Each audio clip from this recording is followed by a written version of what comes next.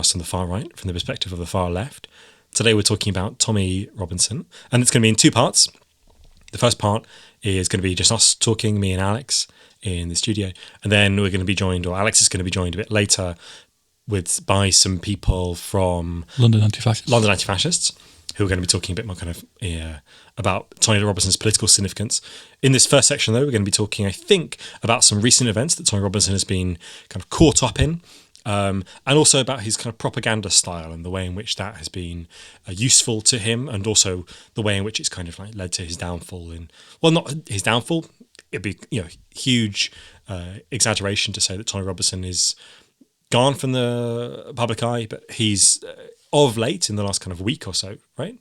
Our boy's had a wild week, a wild few months.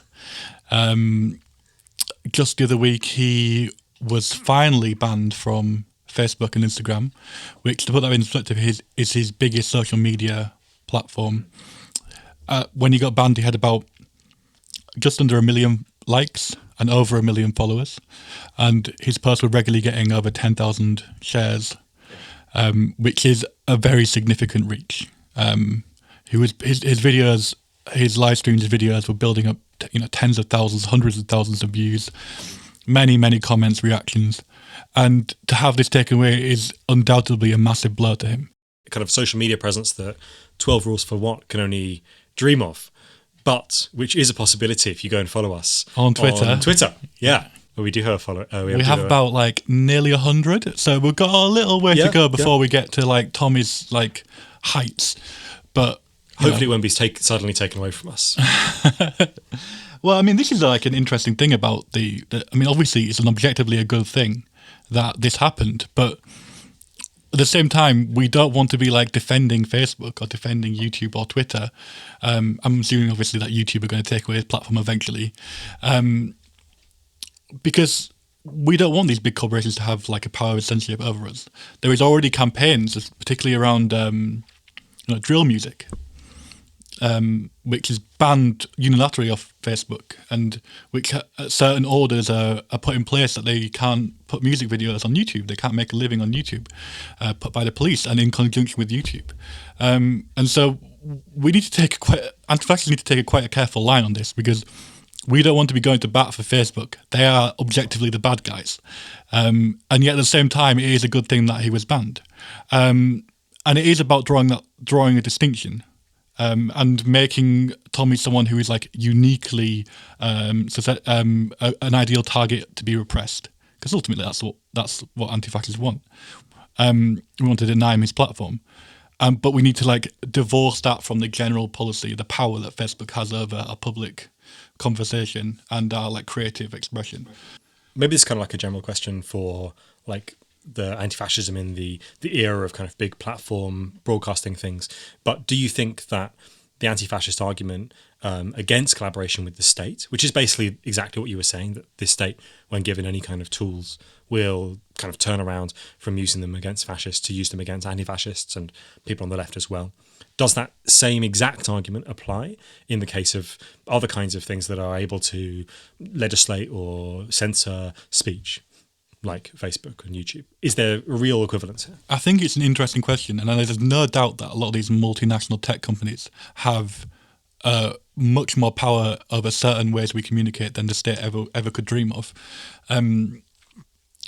So far, this hasn't happened, and mainly because as big companies with big public profiles that kind of get very hurt materially when there's a campaign against them. Just look at all the allegations around Facebook this past year. Facebook has a terrible year. They are changing. They're trying to change. I don't think it's going to be enough ultimately to change their image, but there is a certain leverage that we have in the public sphere that doesn't really apply to the state in the same way. The state can be there are extra steps you need to take to make the state pay attention. But I do think it's an interesting question, and it's one that anti-fascists haven't really grappled with. It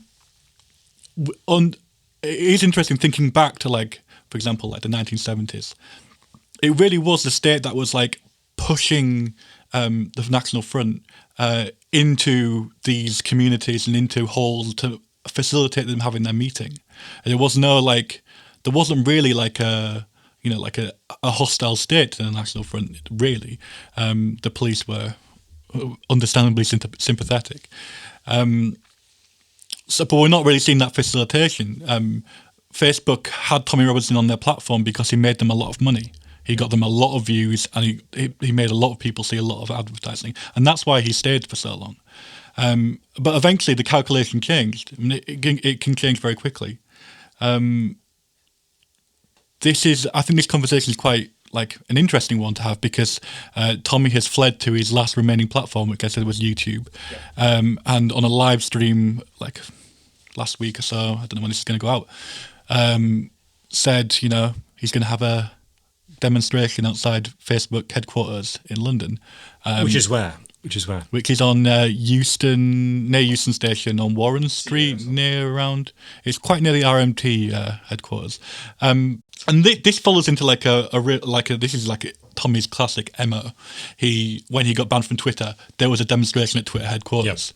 Yep. When he went to prison, there was protests about freeing Tommy. And it's an interesting kind of corner that he's put himself in. He kind of has made his activism into a kind of meta political activism, in that he makes it all about himself and his trials and his tribulations, ultimately to like milk a lot of money out of his like fan base. He very rarely does talk about the actual substance of what his politics are, which are, to be clear, like mad, like conspiracy riddled Islamophobic nonsense. He is very much bought into, and he doesn't say this particularly. A lot of his power comes from like a certain ambiguity, and he has had this ever since he left the EDL. And this is what makes him such a kind of fickle kind of such like a flighty opponent, as it were, because you can't pin him down. Like one week he's like the leader of the EDL and making these big inflammatory speeches and leading mass marches, and then he kind of renounces the EDL. He doesn't renounce his politics, but he renounces the EDL, and then he moves on to Pegida. That doesn't work, and he finds his kind of like niche as like a citizen journalist, YouTuber, kind of like shock jock kind of figure.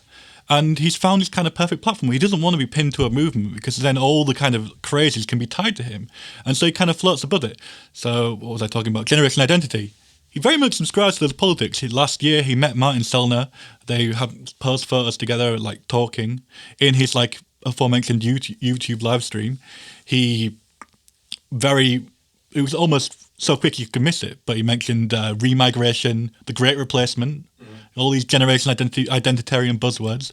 He's clearly on board, but he doesn't say it. He always talks about himself, and that's an interesting one because like. I've noticed kind of a thing in the past year of anti-fascists opposing Tommy Robinson is that they make it all about Tommy as well.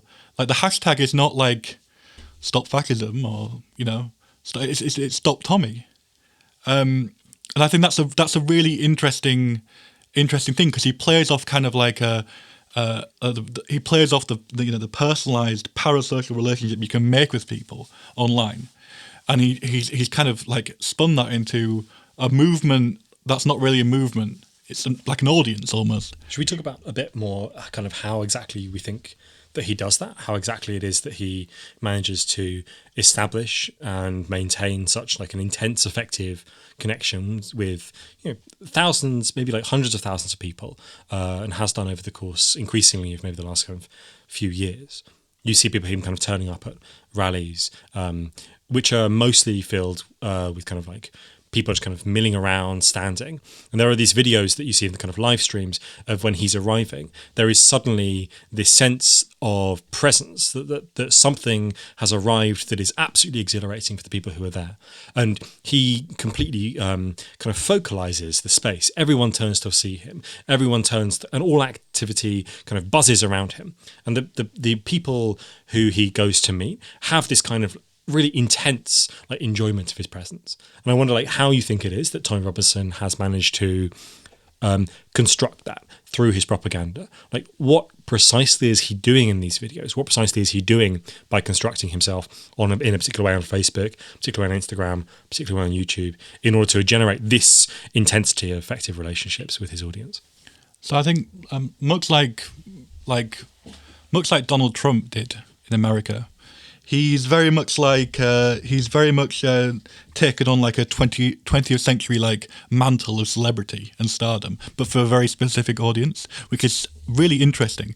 For like, he is I can't remember the exact stat off my head, but he is one of the most well-known figures in the UK. I mean, he's like about 55% of people, like he has like 55% name recognition, which is, for like any like public figure, is enormous. It's huge. And so like a lot of people have already made their mind up, and he's got like maybe, I would say probably around 10% of the population in the UK, maybe as high as that, have some kind of positive feelings towards him, and everyone else absolutely hates him. And there's no two ways about it. But he's very much mind that kind of 10%. You talked about propaganda, and I think there's clear like deliberate narratives that he's weaving. There's the narrative of grievance. He's always under attack. He was under attack when he was in the EDL. He was under attack when, you know, he was like fighting battles with like Muslim extremists. He was under attack from the fake news media. He was, you know, under attack from the state, from the establishment. That whole Free Tommy movement was him as a victim, as quite a, you know, like a kind of a passive figure in the background, like these people could project themselves onto. There's also like the us versus them thing that is going on, and also like he like kind of bears all to these people. Like he like was quite happy to reference his children, have his children cameo in videos. He'll like film himself saying stupid shit when he's drunk or high on cocaine. He'll you know, he's quite happy to like film himself in a very unflattering light. Yeah, there's these like very personalized touches. He's like kind of like the bearing of a life to form this like very intense bond. So these are the ways in which I think actually there's a real distinction going on between what Tony Robertson does as a collection of tactics for seducing an audience and what you might find in like a 20th century celebrity.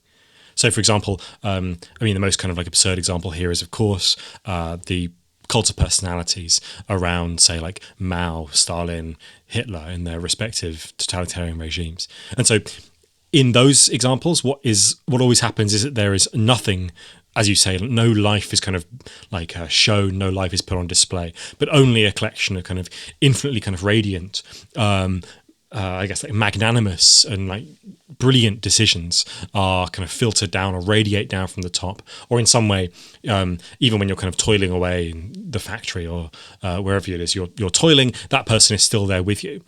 So it's that second sense that Tony Robertson is always kind of there with you, that seems to really hang over from the 20th century. And yet all of the sense of kind of perfection, all of the sense of cleanliness, all of the sense of genius is actually deliberately dispensed with and deliberately lost. Well, yeah, I agree with that to some extent. I think when I said 20th century, I was thinking more of like the National Enquirer, like Heat magazine, you know? Like these publications have symbiotic relationships with their subjects. They like feed each other. And I think that's what I was kind of getting at. I do agree that he has managed to like balance the contradiction of being a really wealthy person, multimillionaire landlord, and still frame himself as working class, and in that way his followers identify. In fact, he's taken on much of like the identity politics that he so derides, the working class identity politics. But the thing is that I think there's also a distinction there between like a working class politics that might have been active in the 50s and 60s and maybe even the 70s, in distinction to something like a working class identity that is like more present through the 80s and 90s, right? There's a big distinction there. One is about collective being, and the other one is about business acumen and kind of business. Like a working class boy made good. Precisely. Somehow the working class boy like ameliorates the making good. Of course, it doesn't. Can I just suggest one more? I mean, so what's kind of interesting about this like this strategy of being continually kind of downtrodden is that in some ways the ways in which Tony Robertson is downtrodden are quite real and quite material, right? It kind of does matter that he is vilified by whatever you suggested it was, kind of 40% of the population who the knows cathedral. we'll come to the cathedral. I think maybe in like kind of 4 or 5 episodes time. He is very much vilified, and it is kind of true that he is continually being stripped of his power, and so his narrative of like continual decline, although it is obviously quite cynically deployed. The most cynical moment of which was, for example, him being released from prison and the video he posted, the live stream he posted of his children coming in and seeing him for the first time after he was released from prison, which is a kind of horrifying, terrifying, like truly like kind of awful video to post to kind of manipulate the feelings of his children like that, but also and to do it for kind of political purpose. I just wonder that maybe he, in some actually quite real sense, he is continually losing. You don't think so? I think there's a bit of both. I think it's true. He got banned off PayPal last year. He must have taken a huge hit from that. PayPal is basically universal, and I'm sure he's taking losses. But at the same time, it's also what he doesn't talk about. He'd never ever mentioned the tens of thousands of pounds that he got from the Middle East Forum, which is a far right Zionist American think tank. He never like mentioned the like £5,000 a month he was on for Rebel Media. These things don't get mentioned, and I'm presuming he doesn't talk about the like kind of international like flood of money that's coming to him personally, not to an organisation, just into his bank account. Like Tommy Robinson lives in a really nice house in Bedfordshire, and he's gonna be all right for the rest of his life. Yeah, unless he like buys all the cocaine in the world. So there is truth. He's slowly losing his platform. It's going to be so difficult for him to maintain that effective relationship through the medium of email blasts, or through the medium of like his own video website. But the thing is, this kind of like transience to his presence, to his online presence now, is going to be a massive hit. Yeah. No, there's no longer going to be disaffected people dragged into his whirlpool, his Facebook page, because it's not there. There's no way to get it. The only way he can get through is by breaking Facebook terms of service, which will get reported immediately and you'll get him banned, or through appearances on other people's channels, which is simply not good enough. I just want to come back a bit to this kind of notion that Tommy Robinson is kind of there with you all the time. And there is a real kind of truth to that, in the way that like the live stream as a kind of form allows this to happen. Tommy Robinson is somewhere out there in the UK, outside Leeds Crown Court, for example, where he got the video that he got him eventually arrested, and in the video in which he is indeed arrested in the video, which is a very strange anticlimactic ending to the whole video if you've seen it.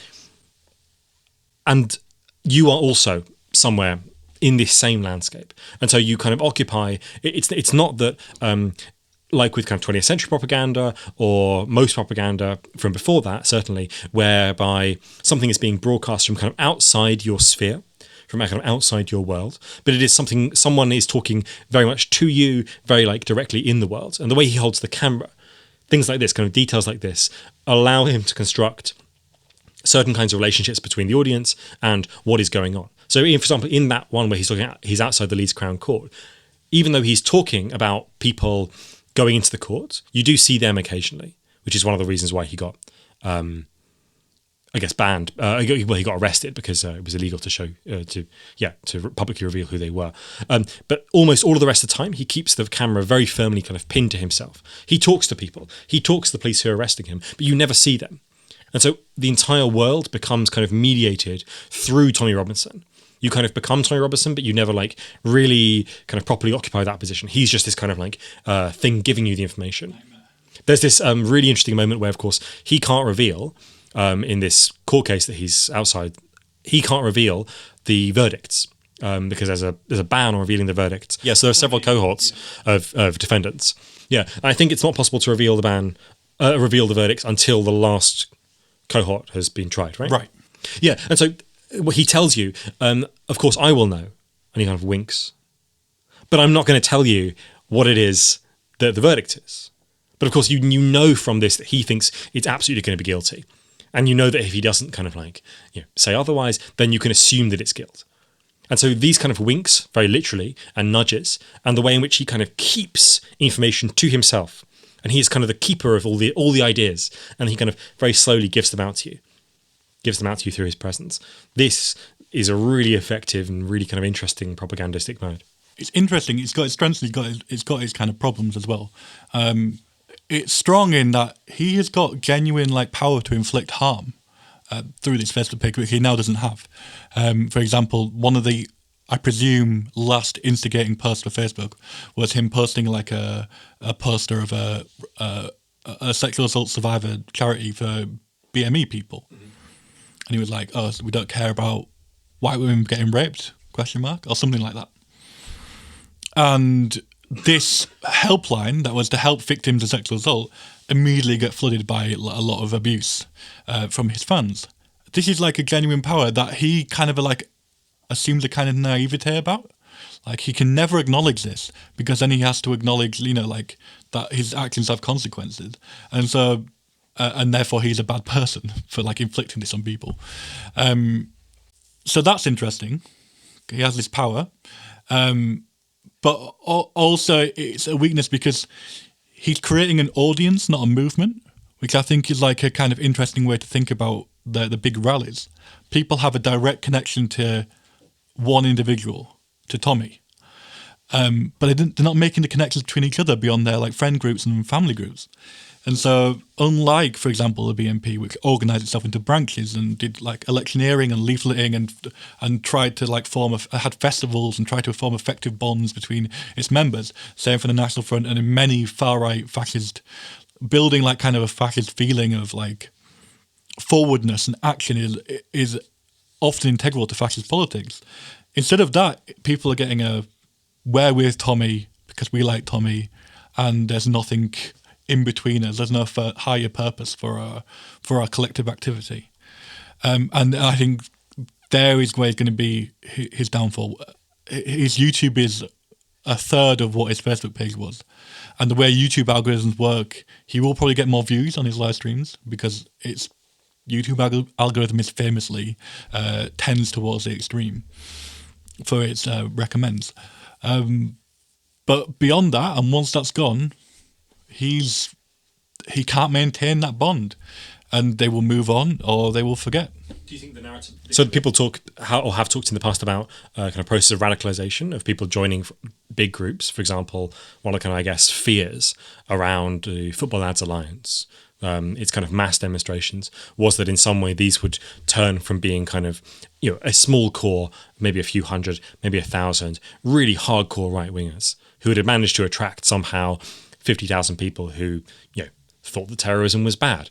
But it didn't have any kind of political expression beyond that.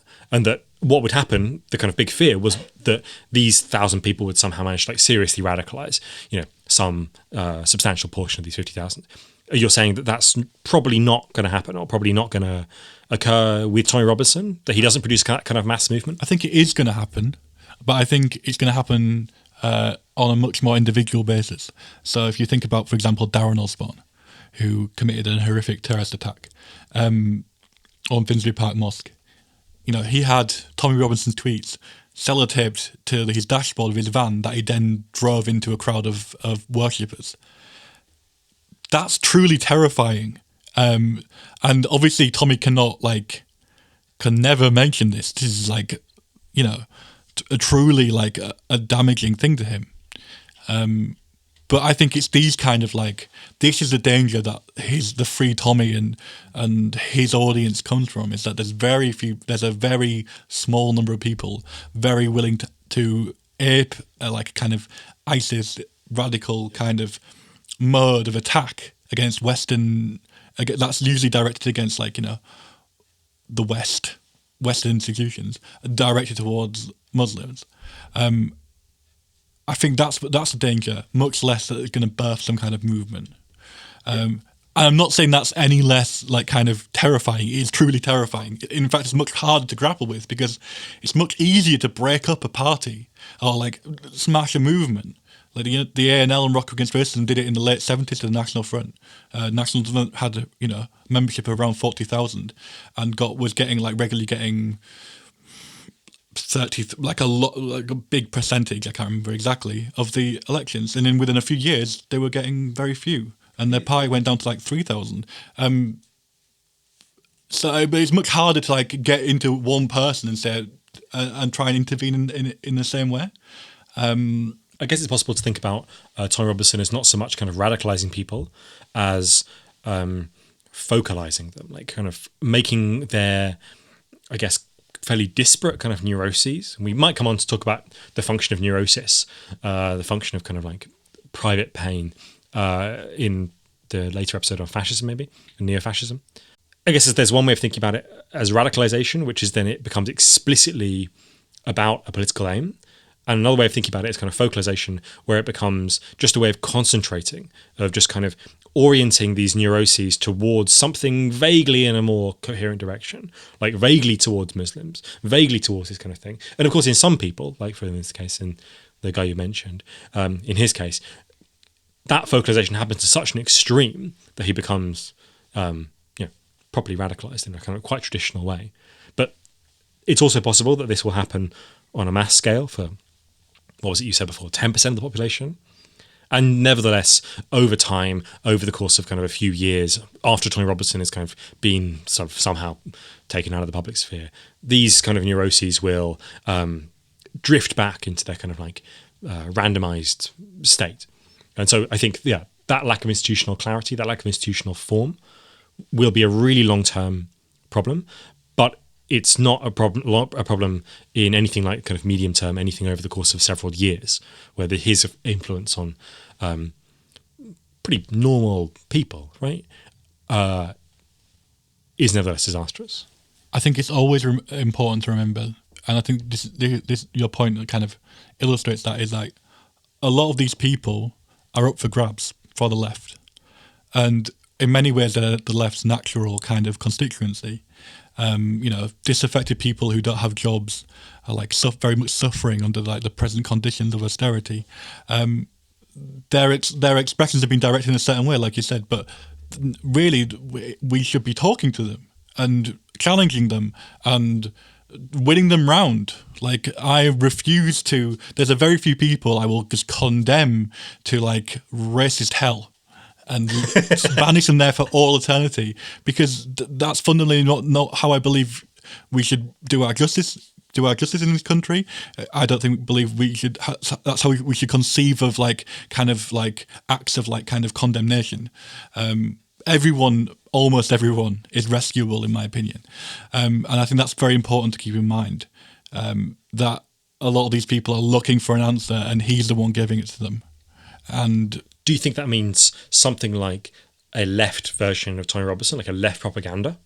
Well, it's interesting to think about. The left has always shied away from having, a certain part of the left has always shied away from having celebrity figures or like, people to like coalesce around. The really big news in Tommy Robinson propaganda news is panodrama.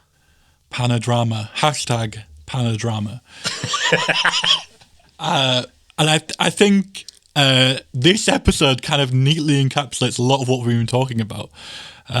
Basically, Tommy found out through his various kind of allies and friends, and some of his enemies even, that Panorama were making an expose of him, and so he decided to expose the expose and make his own film called Panodrama.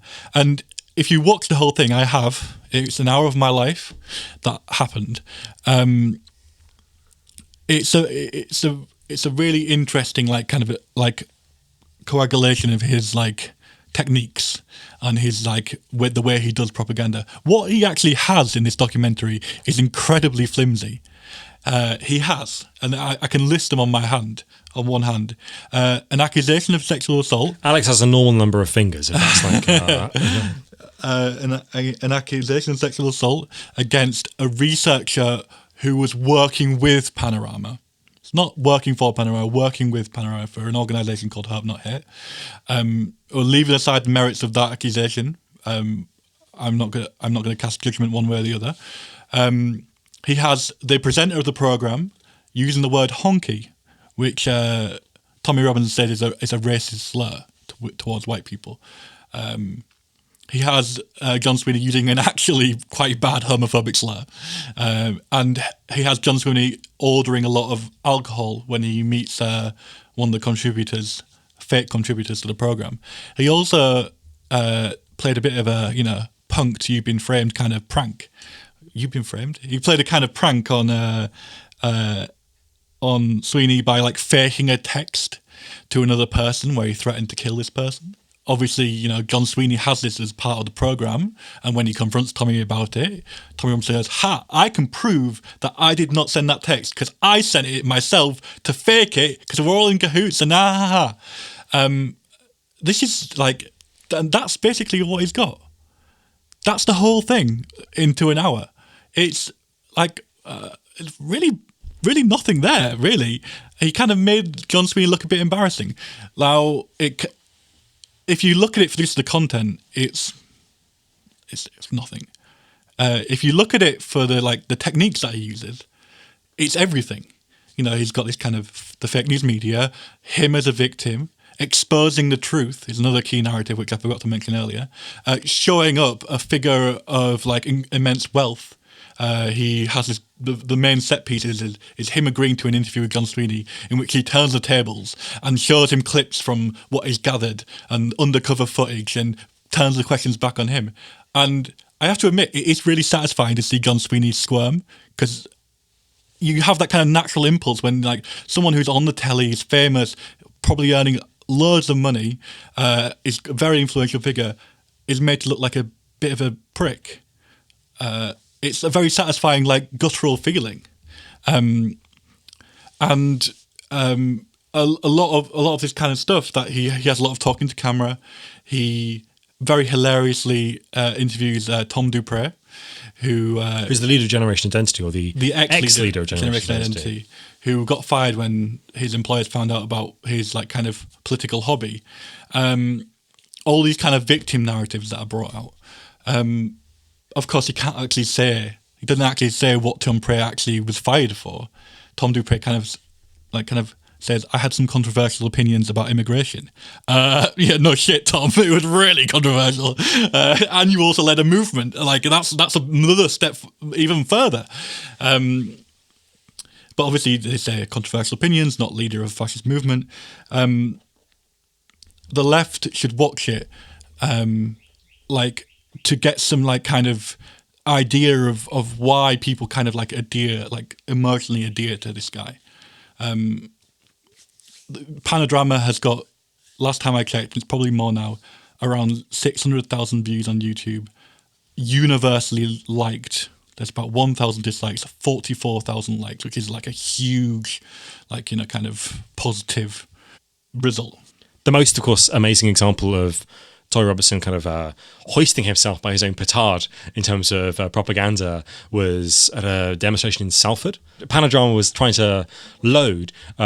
He had to play, in lieu of anything else, his own wedding video for a crowd of kind of a few thousand, maybe, people. It's a prime example of what we've been banging on about, which is the foundation of an effective relationship with an audience of thousands. Truly a bizarre kind of decision to broadcast one of your most kind of intimate moments, special moments, to a crowd of 4,000 Stella drinking, Tommy Robinson fans. Tommy Robinson has the kind of Groucho Marx problem, doesn't he? That he won't respect anybody who actually is his fan. And now we're going to have an interview between Alex and some people from London Antifascists. And now I'm joined by B and Jerry from London Antifascists. We're going to talk a bit more about Tommy Robinson and what LAF have been doing this year. Welcome. Hello. Cheers. So yeah, the reason I wanted to talk to LAF about Tommy is, you have been organising against him for since he basically started. And one of the biggest London anti-fascist actions was against him when he was in his EDL incarnation when he came to Tower Hamlets.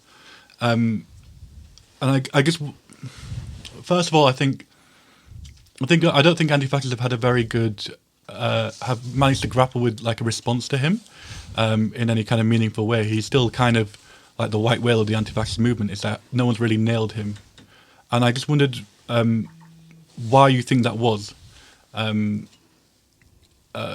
What has Tommy done which has given him this kind of status as like an untouchable in like the far right? I think that why he's hard to pin down is because he's always jumping, between his next fad. Like he's jumping onto his next thing, so we can't pin him down. He had the EDL, Pegida, and then Rebel Media, and he has his whole stint about being an activist journalist. And that type of stuff. Yeah, I mean, I definitely see that. It's interesting to see that his attempt at Pegida wasn't so successful. It was like a few demonstrations in like a car park in Birmingham that got maybe 100 people max, if that. And I think he must have made a conscious decision to like kind of reinvent himself in some ways. And I think that's very clever, and it's unlike a lot of what his like far right contemporaries have been able to do.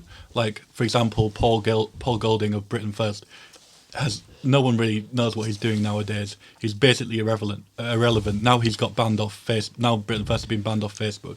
He's like they've lost a lot of their kind of their voice and their influence, and it's really interesting how he's managed to like toe the line into that grey area of being a journalist, claiming to be against, not to be racist, openly challenging his opponents to find something they said that's racist, and kind of like trading on that ambiguity. And I think as a movement we do really need to talk about him, because he's unlike the DFLA or unlike Generation Identity. He's very much avoided being pegged as a far right activist, as a fascist. However much anti-fascists want to pin that label on him, and it's I mean, yeah, I'd agree. I think it's difficult. I mean, I wouldn't even go as far as to say he is a fascist. I don't even know how I feel personally about that. Like, it's because obviously, like our definition of fascism has changed over the many decades, and I think he is actually like a key person as a key example of someone who has actually like made it difficult for us to be able to pin him down in that sense. And I think one thing that he did that was very clever was coming out of the EDL after failing to get Pegida off the ground and that being a big sort of defeat for him. He like you said, he reinvented himself under this like new kind of label as a journalist, and also he kind of has been and also denouncing his ties and his loyalty to the EDL, who I remember like listening to this like one press release that he did where he talked about the EDL being full of Nazis and how that was an aspect of the EDL that he always tried to challenge, and he wasn't proud of that aspect of the EDL, which makes it easy for him to kind of say to his wider audience and for his followers to turn around when everyone calls him a racist or a fascist, to turn around and say, well, no, he's not a racist, he's not a fascist, because he actually denounced his part in the EDL. He denounced the more extreme elements of the EDL, and that's really worked in his favour. And on top of that as well, he has like managed to pick up on some like, I guess, I don't know how else to describe it other than, I wouldn't say like liberal, but I'd say actually, sorry, the words I'm thinking of is kind of the more like classic libertarian arguments around things like free speech, which the left hasn't been able to give a robust enough answer to, because like for me, coming from the part of the movement that I come from, you know, I see myself as a revolutionary, and I see myself as a radical, and I'm also not against free speech. I'm not against the idea of free speech. I think you know, in an ideal world, in a system where it isn't run, it isn't a capitalist system, etc., we would all have free speech. But the way that he's been able to kind of capitalize off of this, like that's not what he's been able to kind of capture an aspect of the population who feels as though their rights are constantly being impeded on by these, you know, radical liberals, or like these, you know, lefty snowflakes or whatever, who are trying to like stop their free speech, etc. And he's been able to like really kind of capture that audience, and in a way that makes it difficult for us to actually have a response that is coherent and actually can challenge it coherently. I mean, that's one explanation. I'm sure there's like more, but it's also because he's like, he like is quite willing to like, unlike a lot of the far right, he's quite willing to flip between different issues. So like,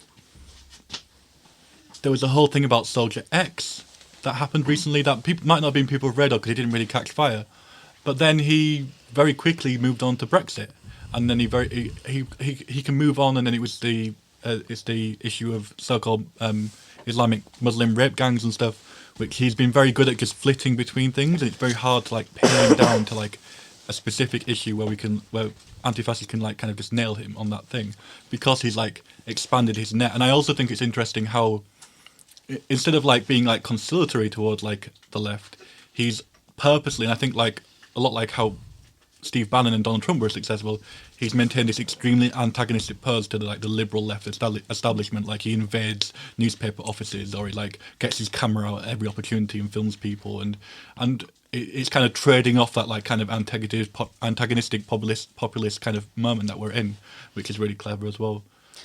I mean, yeah, I think you've hit on something there as well that I was going to kind of elaborate on, because I think the one like the one big difference, if we're going to think about it in terms of like the left versus Tommy Robinson, for example, the one big difference between Tommy Robinson and the rest of us in the left, and particularly in the more kind of radical left, is that he very much acts as an individual. It is about his own self, kind of building up his own persona. He's a massive careerist. He's interested in like, he's not interested in, I don't think he doesn't strike me as someone who's interested in building a really meaningful movement. I think it's all about him. Whereas like the people who are in opposition to him, we are interested in building a collective a movement that doesn't kind of like what's the word, celebrate and overly celebrate and aggrandize like individuals. I think an interesting thing that's happened recently is this October the 13th mobilisation that LAF were involved in, along with other groups. And I just wondered if you could speak to that, because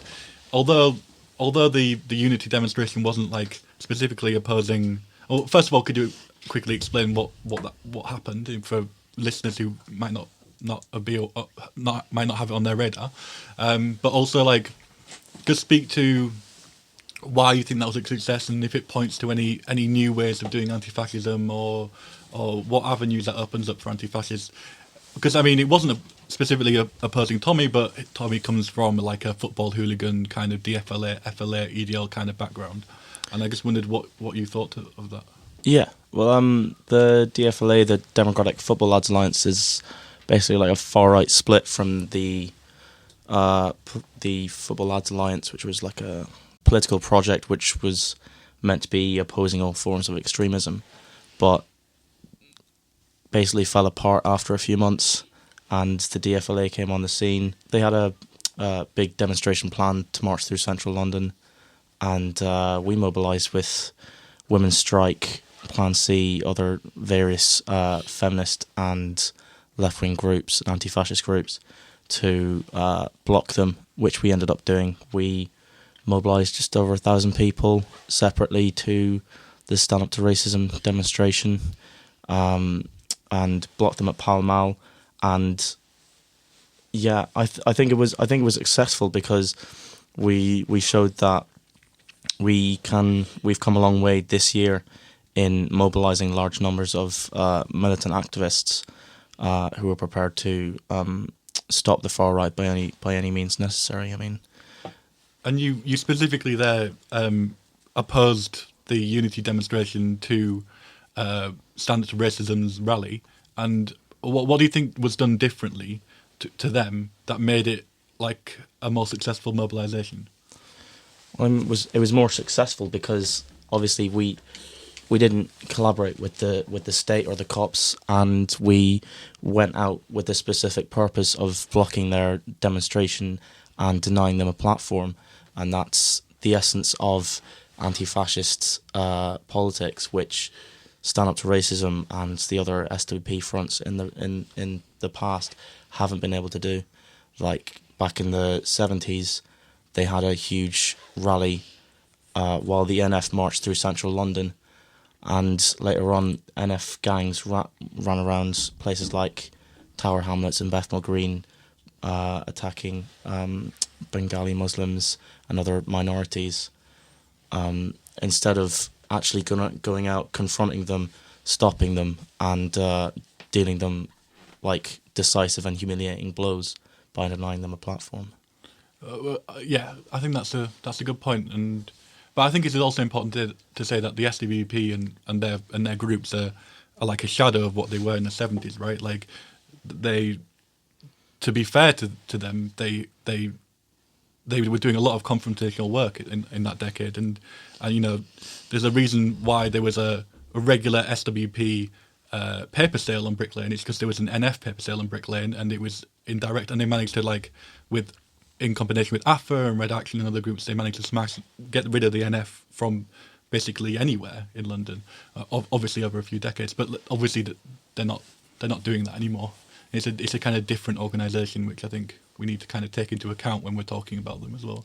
They've kind of lost a lot of their strength and power, and yeah, you're right. I just wondered as well. I just wanted to follow up. Why do you think it's important that anti-fascists don't collaborate with the state? What? Maybe I could open this out to both of you. Why is that an important factor in anti-fascism? All right.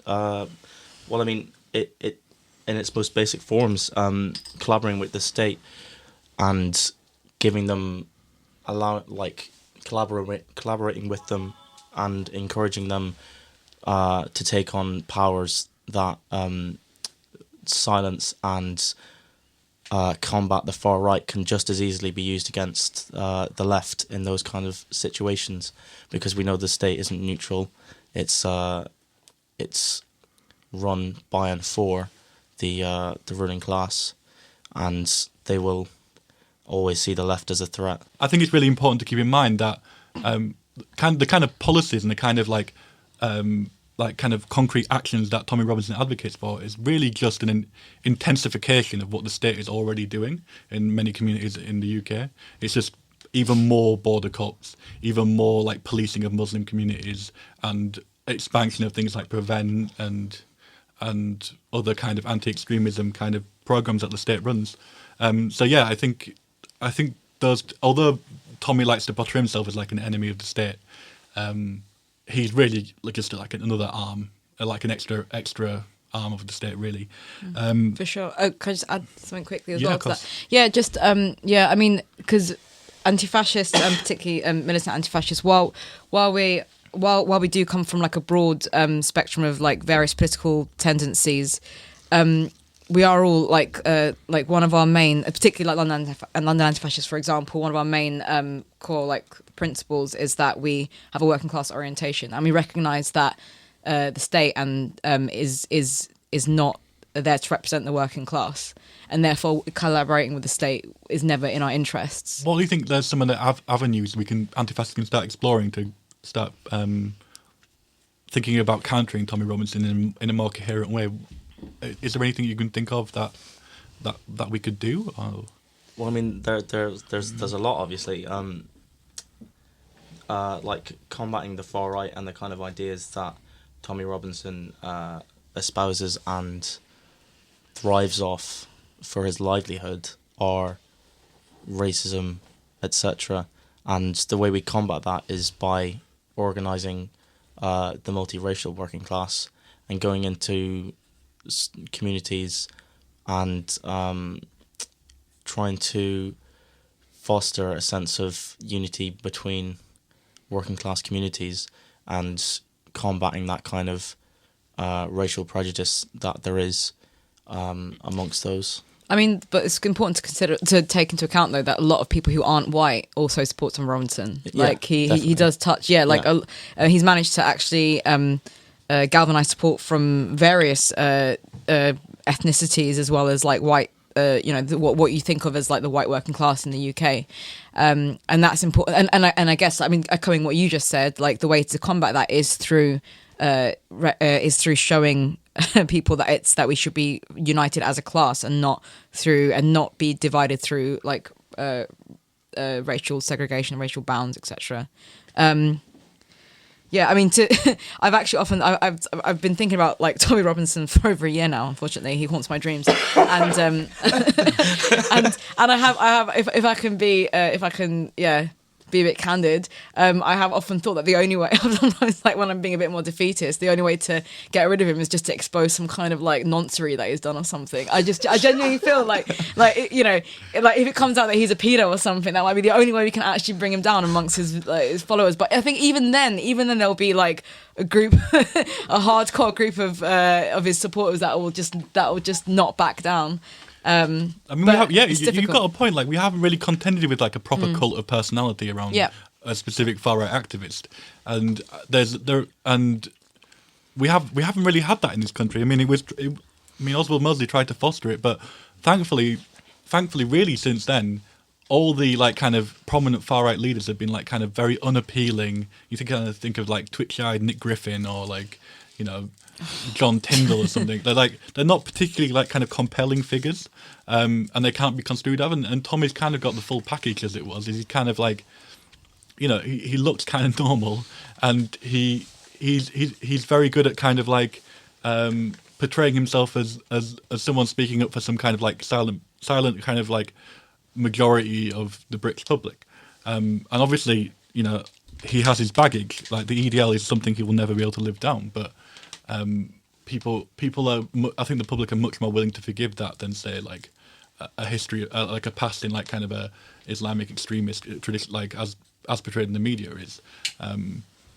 So yeah, I think that's the kind of, it's a tricky one as well, because I think going forward he's going to be he's still the guy, and yeah, we still haven't got an answer.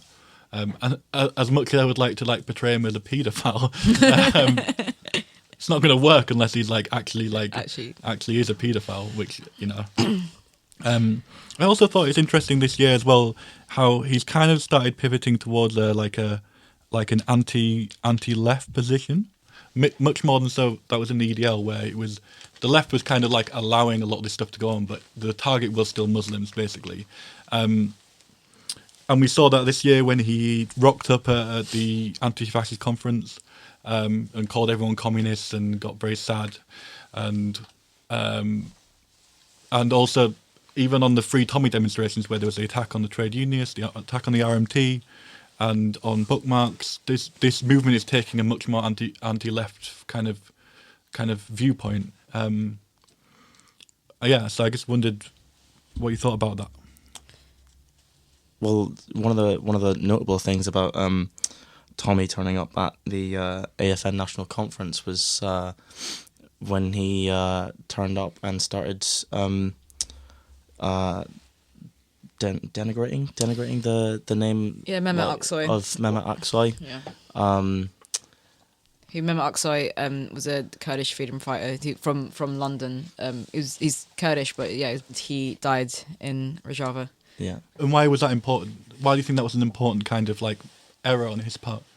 Well, I mean, it exposes him for what he really is. I mean, if you're peddling this kind of like anti-Islamic extremist viewpoint, and then you go and like denigrate the name of a Kurdish Pegida fighter who fought ISIS, and then claim that it's okay because he was a communist and communism has killed more people than ISIS, it shows that he doesn't actually care about the politics of the situation. He's only in it for himself. I mean, that's why he keeps outcompeting other far right leaders who commit to a specific political project, like the likes of Paul Golding. We also saw that when Jim Matthews was on trial, or was going through the legal process, and I don't know if people know, Jim Matthews went to, I don't know what is alleged and what isn't alleged, but he was accused of going to fight in Rojava, and there was a real like confusion in the FLA group forums where they're like, we should support this veteran who went out to fight ISIS, and then more people coming in and saying, no, he's a communist, we can't support a communist. And it's a real point of like weakness for them, actually, I think. And yeah, I think that might be a route. I don't know. What do you think, B? It could be, but also it's a it's a tough one because also we need to, because what we also need to actually challenge him, particularly on the streets, is numbers. Like, I mean, we've been saying that for the last year or so. We need to have much bigger numbers. We need to be able to actually, I suppose, like in a sense, rebuild working class anti-fascism in London and in like the UK, and actually draw much bigger numbers out on the streets. And I think that's one way to delegitimize his position, not just to him, but in the eyes of his followers. But for that, obviously, in terms of going down the route of exposing the hypocrisy around like around his position on like or on the far right's position on like left wing fighters who go out to fight in like with the YPG, for example, is we obviously need we need to be able to convince the wider public of that. It needs to be a fairly like mainstream winnable argument in my opinion. But I do think it's going in that way. I mean, I do think that there does seem to. I am surprised often at actually like. It's interesting because I kind of see like I've seen like debates and things happen where like the YPG comes up and it feels like there is like a large like section of like the UK, for example, that actually does support them on the basis that they go out and they're fighting ISIS. But I think it's become a little bit more. It gets more complicated again when it comes to the question of. It gets very political around like who's going out, because like 3 years ago people who were initially going out there and it was like made public who were going out there were like ex British soldiers, etc., who weren't particularly like left wing, who some even had like right leaning sentiments, whereas obviously that milieu has like changed drastically in the last like 2-3 years, with more of the IFB going out there who are explicitly going out there to join like communist and anarchist groupings out there. Just to finish up, I kind of want to talk a bit quickly about kind of the new group on the anti-fascist scene, which is of course FLAF, Football Lads and Lasses Against Fascism, and they've done some interesting stuff so far in that they've kind of been the ones to like directly attack Tommy Robinson's identity as a football hooligan, and attack his like kind of like legitimacy and kind of heritage within that kind of scene. And they recently mobilised kind of semi-separately. I couldn't really work out on the day itself. They were kind of a bit independent of the Unidemo, but also kind of in coordination. And I just wondered, I just wondered where you see that kind of thing going, and what anti-fascists can do to support them, and kind of coordinate with them going forward. I mean, I think FLAF is a great like intervention in sort of in the last, like, considering like the last few years, I'd say, of like anti-fascism. Like it feels like with a lot of, I feel like sometimes like the left and the militant left and the radical left can be a little bit inwards looking and not. And I feel like sometimes we can kind of forget that actually we are part of the working class. And we're trying to engage in that, and I think that FLAF are really great in that they actually want to be organising like on football terraces. They want to be organising in working class areas. They're saying that like, yeah, you can be a football fan, but we want to kick like racism and fascism out of football, which there is like a long history of like the far right being able to organise fairly successfully within football culture and like working class football culture, etc. And those spaces. So I think they're a great contribution. Yeah. It's interesting that Tommy is already trying to portray them as like radical communists and that kind of thing. But I think that's because he's genuinely scared about what they represent, which is like football fans standing up to him in his like home turf. And we saw that particularly recently with this video coming out of, which he quickly tried to delete off the internet, of him at a Luton march being challenged by a bunch of FLAF and then screaming for his bodyguards when they don't like what he's saying. Yeah. And it's those kind of moments that really kind of get to his core. Like screaming, "Where's my bodyguards?" is not something a football hooligan does in any kind of capacity. It's like, and I think that's really, that was a really interesting moment. And hopefully we can get more moments like that. Maybe his like constant live streaming is going to be his downfall. Like he mocked Mehmet Askoy on a live stream. He screamed for his bodyguards on a live stream. He he was like caught like kind of swearing at his wife on a live Yeah, stream. yeah. It's these kind of moments that like could like kind of have a cumulative effect and bring him down. Well, there's the hope.